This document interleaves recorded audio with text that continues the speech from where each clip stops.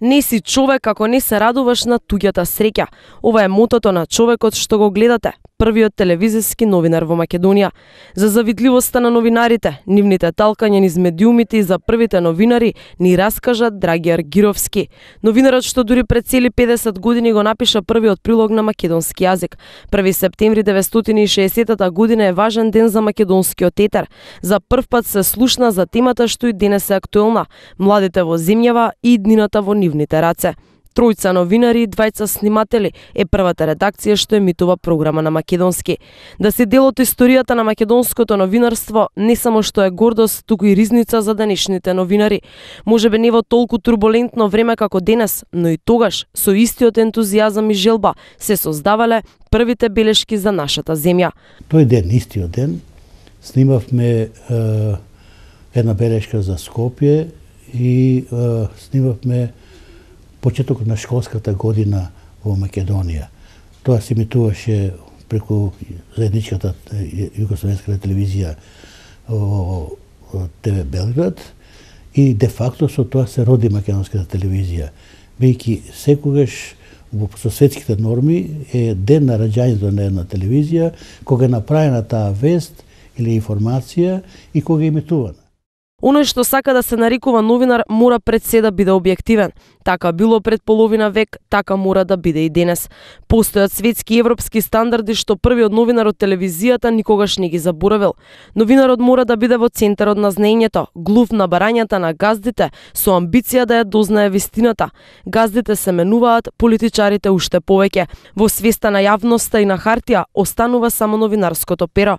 Но во тоа време газдите не постоеле. Политичарите имале поразличен однос спрема новинарите, за разлика од она што ни се случува денес. За сите беше телевизијата нешто ново, нов медиум во Македонија. Тоа беше, сите сака да се видат. Кај што одевте, бе прима со широко срце да се појави на телевизија, многу значеше. Второ, се гледаше телевизија во тоа време дури по кафејани.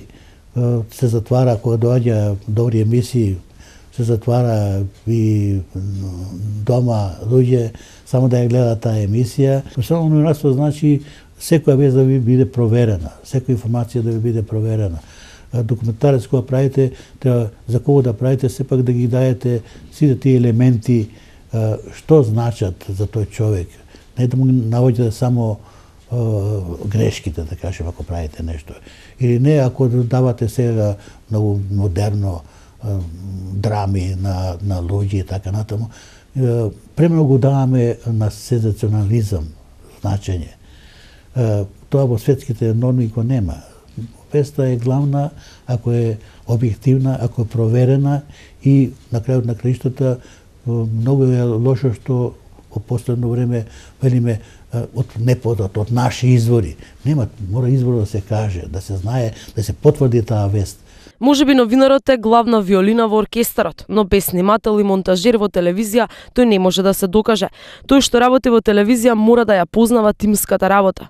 Иако денес нетрпението меѓу новинарите, снимателите, монтажерите се повеќе се гледа, сепак и во првата телевизија важело правилото: сите сме важни, сите работиме на прилогот.